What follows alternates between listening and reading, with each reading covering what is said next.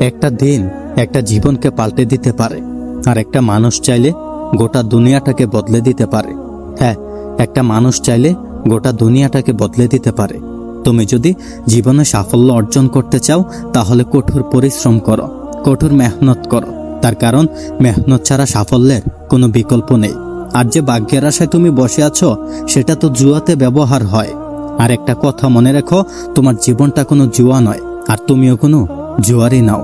প্রিয় ভাই আমার, অল্প বয়সে কাউকে পাওয়ার আশায় নিজের জীবনটাকে নষ্ট করো না। নিজের জীবনটাকে নিজের মতো করে সাজাও। সময় বলে দেবে তুমি কার হবে এবং কে তোমার হবে। মনে রেখো, এই পৃথিবীতে মানুষ শুধুমাত্র তোমাকে পরামর্শ দেবে, কিন্তু নিজের দায়িত্বটা নিজেকেই নিতে হবে। স্বপ্ন আমাদের জীবনের একটা কঠিন শব্দ, প্রতিটা মানুষের জীবনের একটা কমন শব্দ। এই স্বপ্নকে অনুসরণ করার ক্ষমতা যদি তোমার মধ্যে থাকে তাহলে তোমার সব স্বপ্নই বাস্তবে রূপ নিতে শুরু করবে। তোমার কাছে অনুরোধ করব, কখনোই হতাশ হইও না। না, কখনোই হতাশ হইও না, কখনোই নিরাশ হইও না। জীবন থেকে পাওয়া কোন এক মুহূর্তের কষ্টটাই একটা সময় তোমার সব থেকে বেশি শক্তিশালী করে তুলবে। হ্যাঁ, দুশ্চিন্তা কখনোই তোমার আগামী দিনের সমস্যাকে দূর করতে পারবে না। তোমার দুশ্চিন্তা কখনোই আগামী দিনের সমস্যাকে দূর করতে সক্ষম নয়, তবে আজকে শান্তিটাকে ভঙ্গ করতে সক্ষম। তোমার দুশ্চিন্তা আগামী দিনের সমস্যাগুলিকে দূর করতে না পারলেও তোমার আজকের শান্তিটাকে ভঙ্গ করতে পারবে। মনে রেখো, তুমি যদি আজকে থেকে সময় নষ্ট করো তাহলে একটা সময় পরে হয়তোবা সময় তোমাকে নষ্ট করে দেবে। একটা জিনিস খেয়াল করেছো কিনা আমি জানি না, সফল ব্যক্তিদের পরিচয় তার কাজের মধ্যেই হয়ে থাকে। হ্যাঁ, সফল ব্যক্তিদের পরিচয় তার কাজেই হয়ে থাকে। তার কারণ পরিচয় দ্বারা কাজ কিছু সময়ের জন্য হয়ে থাকে, কিন্তু কাজ থেকে পাওয়া প্রাপ্য পরিচয় সারা জীবনের জন্য হয়ে থাকে। মনে রেখো, তোমাকে শুধুমাত্র বললেই হবে না, তোমাকে করেও দেখাতে হবে।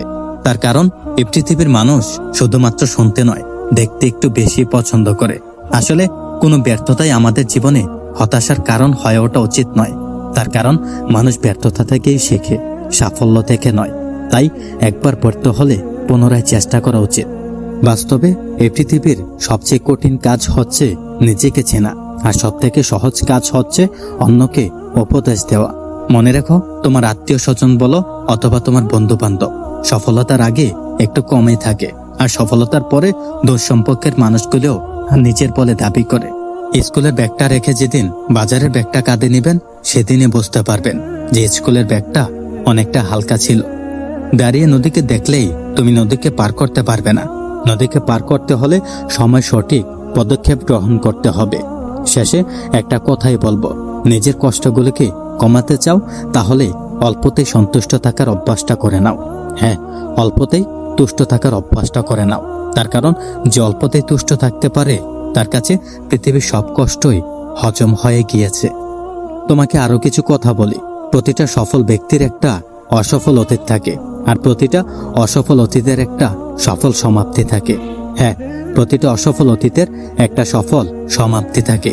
বিফলতা, সমস্যা দুটি আমাদের জীবনের পাঠ, আর যারা এগুলোকে সমাধান করতে পারে আমি তাদেরকে বলি আর্টিস্ট। তার কারণ এগুলো সমাধান করাটাও একটা মস্ত বড় আর্ট। সমস্ত মানুষ এই সমস্যার সমাধান করতে পারে না।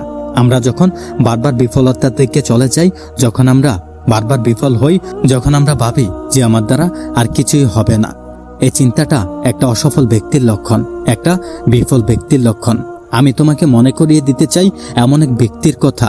হ্যাঁ, এমন এক ব্যক্তির কথা যার কাহিনী শুনলে তুমি একটু হলে অবাক হবে। আমি কথা বলছিলাম থমাস আলভা এডিসনকে নিয়ে।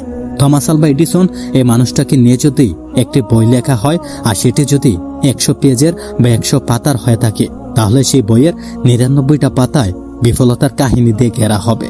হ্যাঁ, 99টা পাতায় বিফলের কাহিনী লেখা হবে। তার কারণ কি জানো?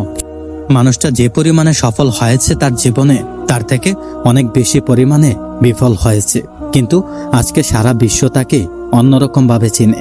থমাস আলভা এডিসন এই মানুষটির তৈরি জিনিস, এই মানুষটির তৈরি দুটি আবিষ্কার আজকে সারা বিশ্ব ব্যবহার করছে। আমি তো মনে করি সে সময় সে মানুষটির কথা কেউই বিশ্বাস করেনি, আর বিশ্বাস না করাটাই স্বাভাবিক। এখন যদি তুমি বলো যে আমি সফলতার এমন পর্যায়ে পৌঁছাবো যেখানে খুব কম মানুষই পৌঁছাতে পেরেছে, তোমার কি মনে হয় এ কথাটা সকলে বিশ্বাস করে নেবে? না, আসলে এই পৃথিবীর মানুষ শুধুমাত্র শুনতে নয়, দেখতে একটু বেশি ভালোবাসে, দেখতে একটু বেশি বিশ্বাস করে। প্রিয় ভাই আমার, জীবনে বিফলতা আসবে, জীবনে সমস্যা আসবে, তবে মনে রেখো সমস্যা তোমাকে দুর্বল করতে আসে না, বরং একটা জানাতে আসে যে তোমাকে কিছু করতে হবে। ব্যর্থতা আর বিফলতা এই দুটি আমাদের জীবনের পাঠ। আর যারা এই বিফলতাকে সফলতায় রূপান্তর করতে পারে, এই পৃথিবীর মানুষ তাদেরকে বলে আর্টিস্ট। এই পৃথিবীতে আমি তাদেরকে বলি আর্টিস্ট। তার কারণ মনে রেখো, আমাদের রব আমাদের জীবনে এমন কিছু দেয় না যেটা আমাদের দ্বারা কখনোই সমাধান করা সম্ভব নয়। তিনি সর্বক্ষণ এমন কিছু দিয়ে থাকেন যেটা আমরা সমাধান করতে পারবো, যেটা সমাধানের যোগ্য। প্রতিটা সফল ব্যক্তির একটা অসফল অতীত থাকে, আর প্রতিটা অসফল অতীতের থাকে একটা সফল সমাপ্তি। আমি জানি না তুমি জীবনে কতটা বিফল, কি পরিমাণ বিফলতার সম্মুখীন হচ্ছ বা হয়েছ, কিন্তু আমি তোমাকে মনে করিয়ে দিতে চাই, প্রতিটা সফল ব্যক্তির একটা অসফল অতীত থাকে। হ্যাঁ, প্রতিটা সফল ব্যক্তির তুমি বিফলতার কাহিনী খুঁজে পাবে, কিন্তু সেই বিফলতাকে কাটিয়ে উঠতে পেরেছে মাত্র সেই মানুষরা যারা নিজেকে সফল বলে দাবি করেছিল। তাই তোমাকেও সেটা করা উচিত। থমাস আলভা এডিসন এই মানুষটা হাজারো বিফলতার পরে একটি সফলতা পেয়েছে। আজ সারা বিশ্ব তাকে ওই এক সফলতার জন্যই মনে রেখেছে। তাই কখনোই নিরাশ হইও না, কখনোই হতাশ হইও না, কখনোই কষ্ট পেও না। বিফলতার পরিমাণ যত বেশি হবে, তুমি ততই সফলতার নিকটে আসতে থাকবে। আর মনে রাখো, তুমি যদি অল্পতেই সন্তুষ্ট থাকার অভ্যাসটা করে নাও, আর তুমি যদি অল্পতেই সফলতা পেয়ে যাও, তাহলে হয়তোবা সেটা দীর্ঘস্থায়ী হবে না, কিন্তু হাজারো ধৈর্যের পরে তুমি যে সফলতা পাবে, সেটা একটা অন্যরকম রূপ নেবে। হ্যাঁ, সেটা অন্যরকম রূপ নেবে। তাই সফলতা বিফলতা আমাদের জীবনের একটি পার্ট, আর যারা এগুলোকে সফলতা রূপান্তর করতে পারে, আমি তাদেরকে বলি আর্টিস্ট। হ্যাঁ, আমি তাদেরকে বলি আর্টিস্ট। আজকের এই ভিডিওটি এ পর্যন্তই। যদি ভালো লাগে তাহলে চ্যানেলটিকে সাবস্ক্রাইব করে পাশেই থাকুন। ধন্যবাদ।